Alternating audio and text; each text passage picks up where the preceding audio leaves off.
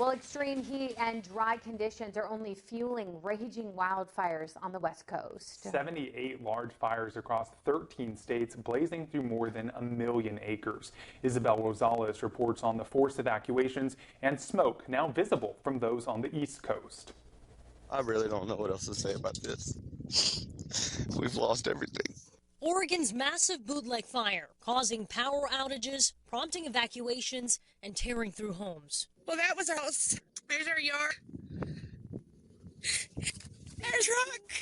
The state suffering record-breaking triple-digit temperatures and a severe drought. Officials say this is a fire season unlike any they've seen before. This is not going to return to normal anytime soon.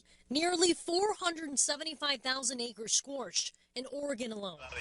The bootleg fire, only about 30% contained, and is so large, it's creating its own weather. There's absolutely no question that climate change is playing out before our eyes.